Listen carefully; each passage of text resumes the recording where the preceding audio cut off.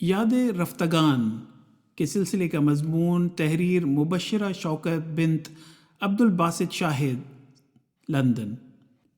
میری والدہ محترمہ محمودہ باسط صاحبہ۔ پیاری امی جان کی پیدائش انڈیا میں ہوئی۔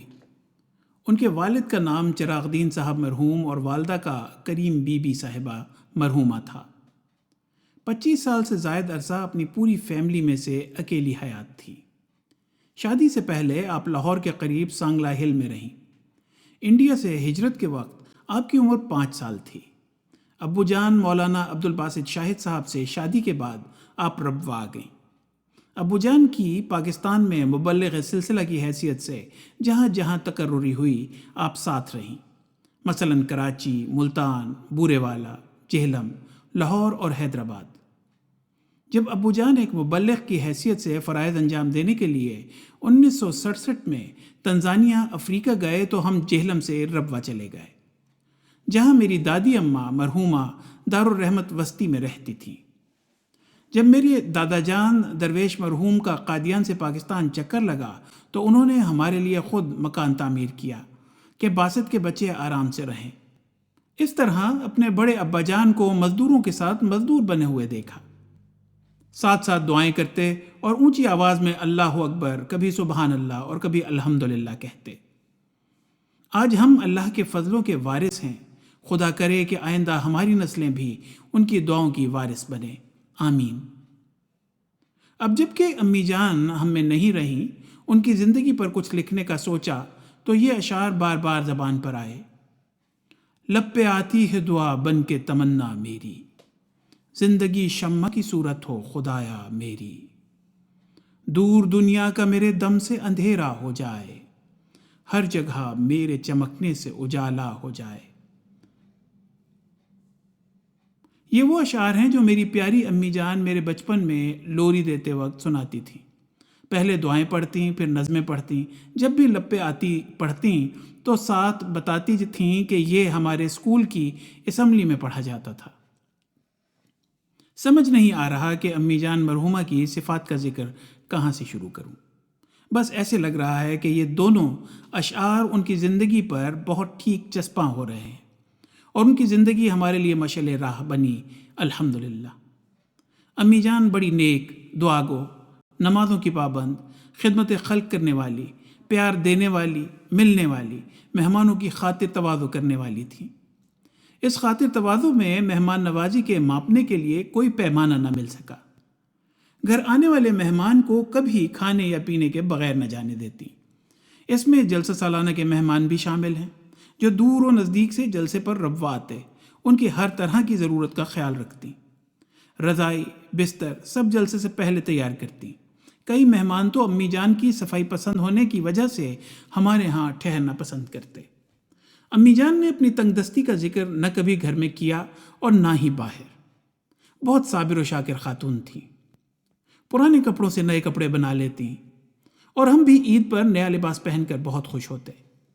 سلائی، کڑھائی اور ہر طرح کے پکوان کی ماہر تھیں۔ بعض دفعہ تو رشتہ دار یا ملنے والے فرمائش کر کے اپنی پسند کا کھانا پکواتے، جس میں شامی کباب، سرسوں کا ساگ، کیما بند کریلے، پکوڑے اور کدو چنے کی دال شامل ہیں۔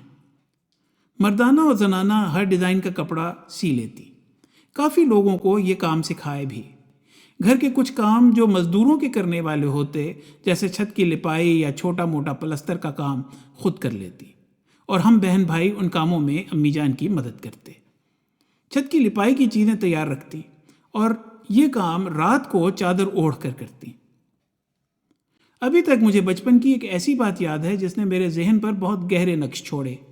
وہ یہ کہ جب کبھی گرمی زیادہ ہوتی تو امی جان ہمیں کسی کے ہاں سے برف لانے کا کہتی، شاید اس لیے کہ پاس سے کام ہو جائے اور بازار نہ جانا پڑے۔ میں نے ایک مرتبہ امی جان سے کہا کہ فلاں کے ابو بھی باہر ہیں اور ان کے گھر فریج ہے، ہمارے ابا بھی باہر گئے ہوئے ہیں، تو ہمارے پاس فریج کیوں نہیں؟ پیاری امی جان کا جواب یہ تھا کہ آپ کے ابو جان مبلغ ہیں اور تم کیا سمجھتی ہو کہ میں حضور کے پاس جا کر ایسی بات پوچھوں جس سے حضور ناراض ہوں؟ یہ کام تو میں ہرگز نہیں کروں گی اور تم بھی دوبارہ ایسی بات مت سوچنا۔ جس سے خلیفہ وقت ناراض ہو جائیں؟ کیا شاندار جواب ملا کہ وہ دن جائے اور آج کا دن آئے کہ خلیفہ وقت سے پیار کرنا اور اس خدا کی رسی کو مضبوطی سے تھامنا سکھا دیا۔ اسی کی بدولت آج میں بھی اور میری اولاد در اولاد اس مضبوط رسی کو تھامے ہوئے ہیں، الحمدللہ۔ خاندان حضرت مسیح موعود علیہ الصلوۃ والسلام کی خواتین مبارکہ سے پیار کا تعلق تھا۔ 1978 میں میری منگنی میرے ماموزاد سے ہوئی۔ میری چھوٹی بومانی جان جو میری ساس بھی تھیں کہ ہمراہ میری 2 کزنز انگلینڈ سے ربوہ آئیں۔ جلسے کے بعد منگنی کا پروگرام تھا۔ ابو جان ان دنوں میں ابھی افریقہ میں تھے۔ اس تقریب میں بھی امی جان نے خاندان کی چند خواتین مبارکہ کو مدعو کیا اور حضرت چھوٹی آپا ام متین صاحبہ مرحومہ نے مجھے منگنی کی انگوٹھی پہنائی۔ میرے لیے یہ بہت سعادت ہے اور آج بھی میں اس بات پر بہت فخر محسوس کرتی ہوں۔ آپا ناصرہ بیگم صاحبہ مرحومہ ہمارے پیارے موجودہ حضور کی والدہ سے بھی پیار اور عقیدت کا رشتہ تھا۔ فروری 1980 میں میری ربوہ سے رخصتی ہوئی، تب امی جان اپنے حلقہ دارالرحمت وسطی کی صدر تھی۔ ان دنوں ان کی میٹنگز آپا ناصرہ بیگم صاحبہ کے ساتھ ہوتی تھی۔ اس طرح امی جان کا ایک اور پیارا تعلق بھی ان کے ساتھ رہا، الحمدللہ۔ میری شادی فروری 1980 میں ہوئی۔ اس وقت کا بھی ایک یادگار واقعہ ہے۔ حضرت خلیفۃ المسیح الثالث رحمہ اللہ نے فرمایا تھا کہ جو مبلغین ملک سے باہر ہیں جب ان کی بیٹیوں کی شادی ہو تو مجھے بتائیں، میں ان بچیوں کو خود رخصت کروں گا تاکہ وہ اپنے والد کی غیر موجودگی کو محسوس نہ کریں۔ جب میری شادی کا وقت آیا تو حضور دورے کے لیے ربوہ سے باہر کراچی تشریف لے گئے تھے۔ امی جان کافی پریشان ہوئیں کہ اب کیا ہوگا۔ ظاہر ہے پہلی بچی کی شادی ہے، میاں ملک سے باہر ہیں، انگلینڈ آنے کے لیے مجھے بھی کراچی سے روانہ ہونا تھا۔ امی جان مجھے سوار کروانے آئی تھی۔ انہوں نے حضور کی خدمت میں ملاقات کے لیے درخواست دی۔ ہماری خوش قسمتی کہ ملاقات کا وقت مل گیا اور ہم مقررہ وقت پر حضور کی رہائش گاہ پر پہنچ گئے، جہاں باقی خواتین ملاقات کے لیے انتظار کر رہی تھیں۔ ان کے ساتھ بیٹھ گئے۔ ابھی تھوڑی دیر گزری تھی کہ حضور کی طرف سے پیغام ملا کہ میں نے سفر کے لیے نکلنا ہے، اس لیے ملاقاتیں نہیں ہوں گی، صرف وہ بچی جس کی رخصتی ہو رہی ہے وہ یہاں انتظار کریں۔ چند منٹ کے بعد حضور رحمہ اللہ تعالیٰ اور حضرت منصورہ بیگم صاحبہ سیڑھیوں سے نیچے اترتے نظر آئے۔ حضور نے میرے بارے میں پوچھا تو میں ان کے قریب چلی گئی۔ انہوں نے اپنا شفقت بھرا ہاتھ میرے سر پر رکھا، دعائیں دیں اور حضرت بیگم صاحبہ نے فرمایا کہ بچی کو سلامی دے دیں۔ انہوں نے مجھے 200 روپے سلامی دی۔ اللہ اللہ، اپنی خوش قسمتی پر آج بھی رشک آتا ہے اور اپنے پیارے آقا اور بیگم صاحبہ کے لیے دعائیں نکلتی ہیں۔ حضرت منصورہ بیگم صاحبہ نے مجھے 100 کے 2 نوٹ دیے تھے۔ ایک میں نے اور دوسرا میرے میاں نے ہمیشہ بٹوے میں رکھا اور ان کی دعاؤں سے فیضیاب ہوتے رہے۔ خدا نے بھی بہت برکتوں سے نوازا، الحمدللہ۔ امی جان ہمارے دینی اور دنیاوی پڑھائی کا بہت خیال رکھتی۔ ربوہ میں رہنے سے ہمیں دینی ماحول میسر تھا جو ہم سب کے لیے ایک نعمت عظمیٰ تھا۔ گھر میں بچے امی جان سے صبح اور شام قرآن کریم پڑھنے آتے، محلے کی مسجدوں سے اذان کی آوازیں آتی تو بڑے اور بچے مسجدوں کا رخ کرتے، ہماری ناصرات کے مقابلہ جات ہوتے۔ جب میں چھوٹی تھی تو اسلامی تاریخ کو سمجھنا تھوڑا مشکل تھا، تو امی جان ہمیں پاس بٹھا کر اونچی آواز سے پڑھتی تھیں، جس سے مجھے سبق بآسانی یاد ہو جاتا۔ میرے ماشاءاللہ 4 بچے ہیں، 2 بیٹے اور 2 بیٹیاں۔ چاروں کے ساتھ میرا ایک مرتبہ پاکستان جانا ہوا۔ چونکہ بچے اسکولوں میں تھے، ایک دفعہ الگ سے بھی گئی۔ امی جان نے بچوں کے ساتھ بہت پیار کیا اور ان کو پیارے پیارے سے چھوٹے چھوٹے کام کرنے کا سمجھایا، مثلا کپڑوں کی تہہ کیسے لگانی ہے، برتن کیسے دھونے ہیں اور کیسے رکھنے ہیں وغیرہ۔ میرے کزن جو بڑی پھوپھو جان عبداللطیف خورشیدہ بیگم صاحبہ کے بڑے بیٹے ہیں نے میری والدہ صاحبہ کی وفات پر جب میرے ساتھ افسوس کا اظہار کیا تو مجھے یہ بھی بتایا کہ جب مومانی جان شادی ہو کر آئیں تو میں چھوٹا بچہ تھا۔ مومانی جان کی جو بات مجھے سب سے زیادہ یاد ہے وہ یہ کہ وہ وضو بہت اچھا کرتی تھیں اور ہمیں ان کے بنائے ہوئے کھانے بہت پسند تھے۔ وقت گزرتا گیا اور ہم بڑے ہو گئے، 2 بہنوں کی شادی ہو گئی۔ اس وقت امی جان کو مرکز کی طرف سے ابو جان کے پاس زیمبیا بھجوا دیا گیا۔ اس طرح امی جان کو وہاں بھی دین کی خدمت کا موقع ملتا رہا۔ ابو جان سے یہ بات بھی سنی کہ جب وہ زیمبیا رہتے تھے ان کے قیام گاہ سے کافی دور ایک جگہ تھی جہاں سے ایک خاتون قرآن پڑھنا چاہتی تھی۔ دور سے ان کا اس کام کے لیے آنا مشکل تھا۔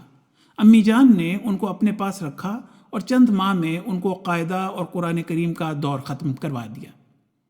جب ابو جان اور امی جان 1992 میں انگلینڈ آئے تو ابو جان نے مرکز میں وقفے عارضی کرنے کی درخواست دی جو منظور ہو گئی، اور ابو جان کو لیسٹر مڈلینڈ کی جماعت میں 1 ماہ کے لیے بھجوایا گیا۔ اس وقت وہاں ایک چھوٹی جماعت تھی۔ امی جان کے ساتھ جانے کا یہ فائدہ ہوا کہ انہوں نے بھی مبلغ کی بیوی ہونے کا حق ادا کیا، لجنہ کو قرآن پڑھانے اور میٹنگز میں نیز دیگر کاموں میں مدد کی۔ اس کا جماعت کو کافی فائدہ ہوا۔ ساری جماعت امی جان اور ابو جان سے بہت خوش تھے۔ لجنہ نے مرکز سے ابو جان کے وقت کو مزید بڑھانے کی درخواست کی، اور اس طرح امی جان اور ابو جان لیسٹر میں 3 سال کا عرصہ رہے۔ اس عرصے میں کچھ اور فیملیاں لیسٹر آ گئیں۔ اب جماعت کافی بڑی اور منظم ہو گئی۔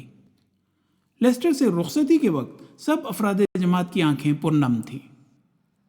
امی جان کی بہادری کی ایک مثال بھی بیان کرتی چلوں۔ 1999 میں امی جان کراچی بچوں کے پاس گئیں، جہاں سفر کے دوران ایک بہت خوفناک حادثہ پیش آیا جس میں امی جان کا ایک ہاتھ اور ایک پاؤں فریکچر ہو گیا۔ اس کے باوجود امی جان بچوں اور بڑوں کو اپنے ساتھ لگا کر یا اس ٹانگ پر بٹھا کر تسلی دیتی رہیں۔